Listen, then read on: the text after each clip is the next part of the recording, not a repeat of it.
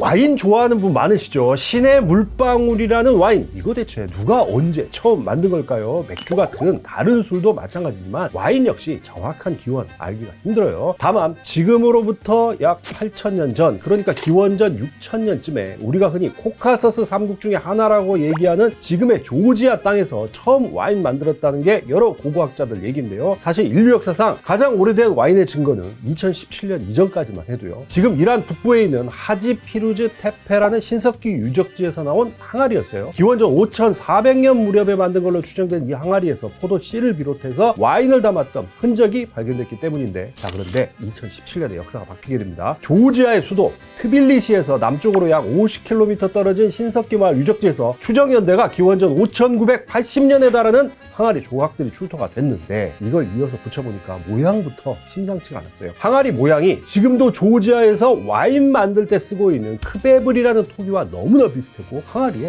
포도송이 그림까지 그려져 있는 거예요. 그래서 정밀 조사를 해보니까 이 항아리에서 와인 제조의 흔적이라고 할 수 있는 타르타르산 침전물이 발견된 건데요. 이 발굴로 인해 인류의 와인 역사는 기원전 6,000년, 지금으로부터 약 8,000년 전까지로 늘어나게 됐습니다.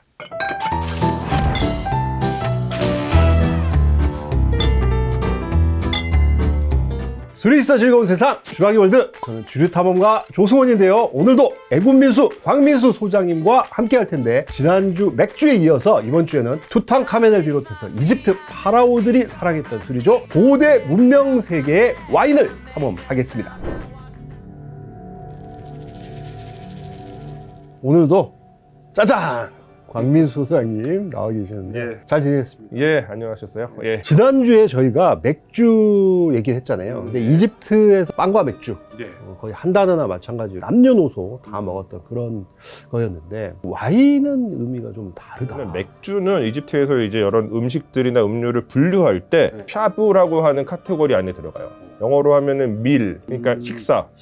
MEAL. 예. 반면에 이제 와인 같은 경우는 파이라는 카테고리에 들어가는데, 파이는 이제 사치품이에요. 럭셔리구나. 같은 술이지만 지위가 확실히 차이가 납니다. 이집트가 맥주에 있어서는 좀 자부심을 내세울 수 있어요. 근데 와인은 사실 좀 아니에요. 맥주 같은 거는 곡물로 만들기 때문에 곡물은 저장성이 좀 좋잖아요. 근데 포도는 저장성이 현격히 떨어집니다. 그래서 그냥 금방 상해버리기 때문에 제대로 된 뭐 지금 현대식의 저장 시설도 없었을 것이고, 맥주는 사실 그 메소포타미아 문명에서는 양조용 빵, 뭐 바피르라고 하는 그런 빵을 만들어 놓으면 상당 기간 보관했다가 그걸 뜯어서 맥주를 만들 수가 있었는데, 와인은 그게 좀 어려웠다는 거죠. 포도 같은 경우 이집트에서도 이제 문명 시대가 시작되면서부터 포도 재배도 이루어지는데, 이집트 내에서 아주 지극히 제한된 지리적 범주 내에서만 가능하거든요. 그게 이제 이집트 북쪽에 최북단의 나일강 그 삼각주 지역에서 델타 지역에서만 그 포도 재배가 가능해져요. 이 포도원들은 전부 다 왕실 소유였어요. 소위 말하는 민간에서 포도 재배는 이루어지지 않았던 것으로 보여요. 이집트 지역은 사실 포도가 자라기 좋은 조건은 아니거든요. 그렇죠. 포도가 더 잘 자라는 지역은 레반트 지역, 레바논 요쪽 지역에서 포도가 좀 자라서 이집트 역사 아주 초창기 때부터 여기서 수입품을 들여온 것으로 여겨지는데, 약간 외국산, 저쪽 레반트산에 대한 동경이 있었던 것 같은 게, 그러니까 뭔가 원조 같은 느낌이 드니까 이제 무덤 벽화들을 보면 와인을 재배하기 위한 여러 공정들이 묘사되는 경우가 있어요. 그 사례들 중에 하나가 인테프라고 하는 사람이 무덤에서 아페르의 주도하에 와인이 제작되었다라고 쓰여져 있는 문장이 있는데, 이 아페르가 아시아인이라는 뜻이에요. 아시아 출신의 전문 와인 제조업자를 이제 어떤 그 관리를 통해서 와인이 만들어졌다라고 하는 내용이 기록되어 있습니다. 대략 한 기원전 3,500년 정도부터 이 수입품이 이집트에서 소비되었다라고 하는 증거들이 나오는데, 그 동네에서 이집트로 수입을 할 때 와인을 사용되는 용기가 있어요. 그러니까 웨이비 핸드 포털이라고 그래서 손잡이가 있는데 약간 파형으로 되어 있는 손잡이거든요. 쪽 레반트 지역에서는 와인을 담는 일상 용기예요. 근데 이집트에서는 약간 있어 보이는 용기였던 것 같아요. 그래서 이집트인들이 요거를 모방해서 만들어요. 그 당시 이제 후기 선왕조 시대 동안에 상류계층의 위신제로 쓰였다라고 하는 모습이 나타나는데, 이 위신제라는 것은 자신의 부와 사회적인 지위를 드러내기 위해서 소비하는 물품을 의미하거든요. 또 규모가 큰 무덤에서 파형 손잡이가 달린 이 도자기가 나오는 빈도수가 되게 많이 늘어나요. 그리고 그 안에서 와인을 담았다라고 하는 흔적들이 좀 확인이 되죠. 와인이 어떤 좀 사치제, 럭셔리, 위신제 이런 쪽이었기 때문에 파라오들 무덤에 와인 저장한 실제 말하면 이제 용기죠. 와인 저장한 예, 용기가 많이 출토가 됐다는데 어떤 사례들이 있어요? 초기 왕조 시대, 그러니까 엄청나게 이른 시기에 왕묘들이 많이 만들어져요. 근데 이 초기 왕조 시대보다 더 이전 시대, 그러니까 이집트 문명이 본격적으로 시작되기 이전 시대의 어떤 통치자의 무덤들도 좀 확인이 되는데, 그 중에서 이제 U-J라고 하는 무덤이 있어요. 뜻은 그 도자기 파편들의 어머니, 엄청나게 파편들이 많이 나오는 지역이라는 얘기예요. 이 무덤이 일반적으로 그 스콜피온이라고 하는 왕의 무덤으로 여겨져요. 이 무덤에서 도자기가, 커다란 도자기가 한 2,000개가 발견이 됐거든요. 그 중에서 또 한 400개는 그런 외국에서 온 도자기예요. 그리고 이 도자기 안에서 와인의 흔적들이 확인이 돼요. 이야. 아주 초창기 시대 때부터 이제 왕의 무덤의 부장품으로 사용될 정도로 와인은 중요한 그 물품이었다, 이렇게 말씀드릴 수가 있겠고, 그러니까 이집트 역사 속에 여성 파라오들이 꽤 많이 나오거든요. 클레오파트라는 가장 마지막 여성 파라오고, 이 메르네이트가 첫 번째 여성 파라오라고 볼 수 있어요. 이 사람의 무덤이 조사된 거는 꽤 예전의 일인데, 최근에 작년 가을쯤에 정밀 조사가 이루어졌어요. 조사를 통해서 이 무덤의 부속 시설에서 또 수백 개의 와인 용기가 확인이 됐어요. 그러니까 사후세계도 이거 와인과 함께 갔다 뭐 이런 거네요. 그러니까 그렇죠, 같이. 그렇죠. 왕의 무덤에서 맥주 관련된 용기가 나오는 적은 없어요. 그러니까 맥주를 상류계 친구들도 먹긴 먹었던 것 같아요. 그러니까 이제 일상에서 먹지만 좀 멋있지는 않은. 또 실제 이 와인은 정말 귀족적이다라고 말씀드릴 수 있는 게, 먹는 용기도 맥주랑 달라요. 그러니까 맥주는 그 시각적으로 표현된 사례들을 살펴보면 빨대로 마시는 경우도 있고, 그냥 병을 이렇게 마셔요. 그리고 병을 돌려가면서 마셔요. 근데 와인은 되게 예쁜 잔에다가 마셔요.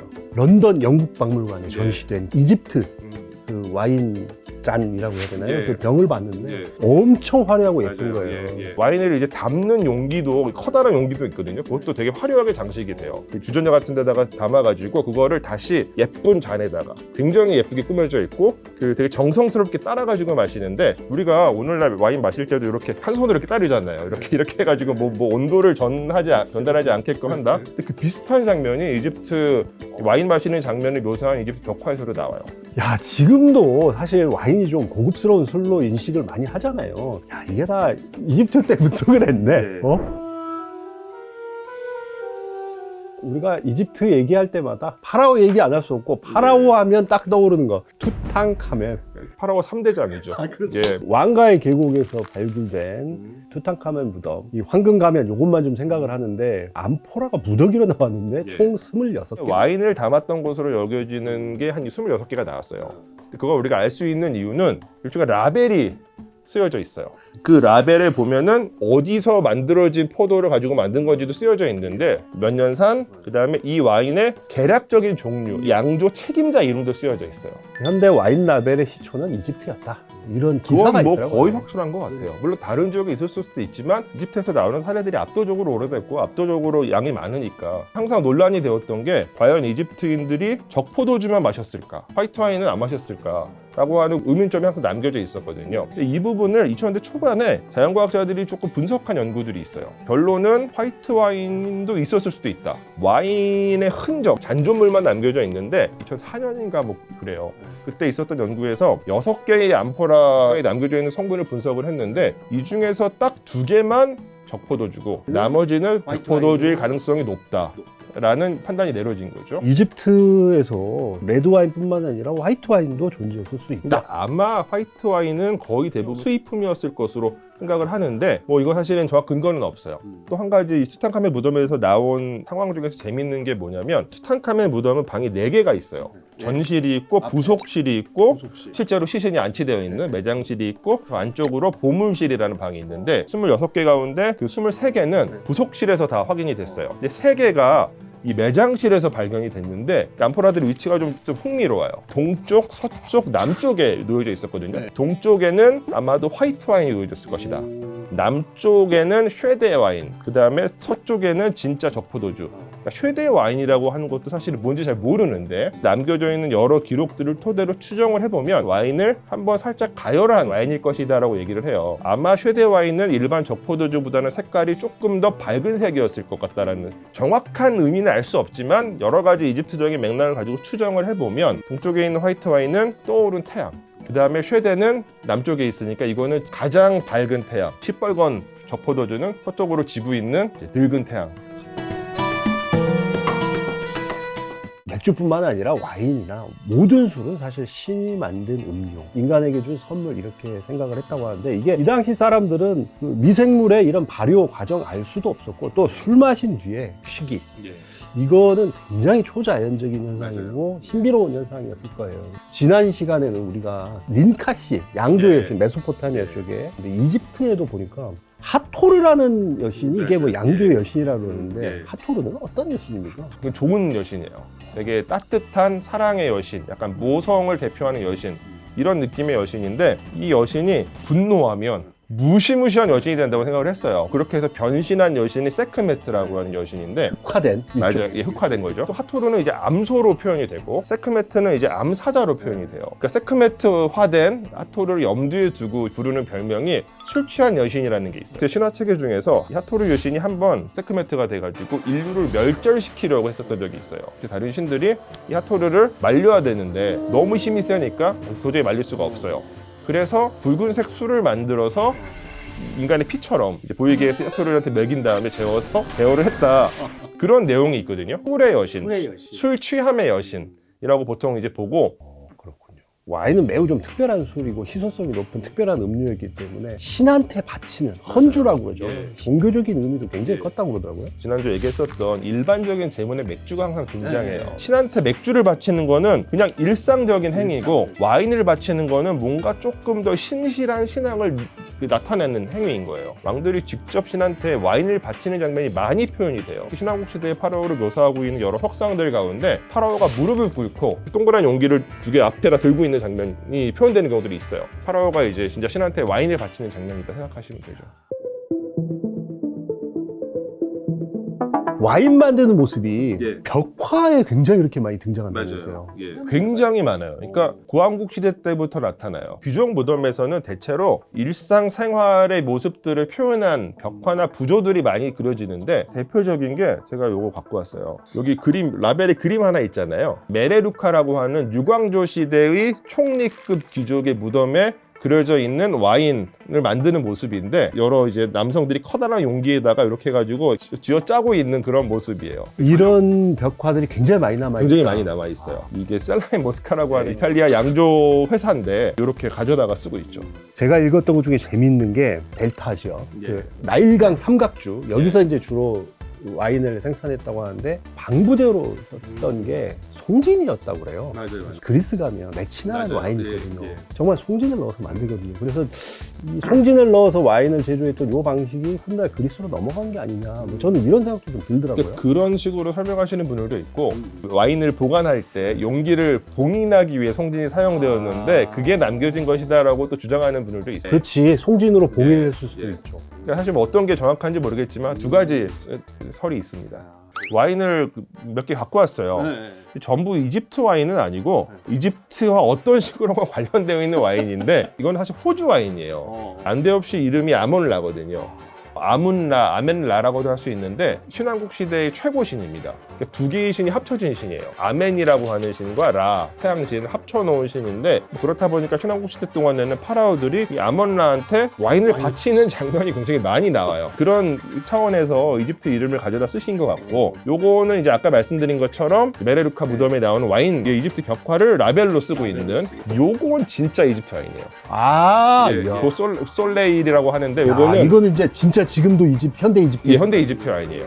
아주 보편적인 와인은 아니고요. 이건 진짜 포트 와인이에요. 오마르 카엠이라고 하는 정말 많이 먹는 와인이 있는데, 그건 지금 제가 없어가지고 이걸 갖고 왔어요. 곽소장님이랑 저랑 이제 그 맥주에 이어서 투탕카멘 와인하고요, 람세스 와인, 그다음에 클레오파트라 와인, 이렇게 이제 한번 진짜 해볼까요? 저는 좋아요. 저는 그런 거 너무 좋아해요.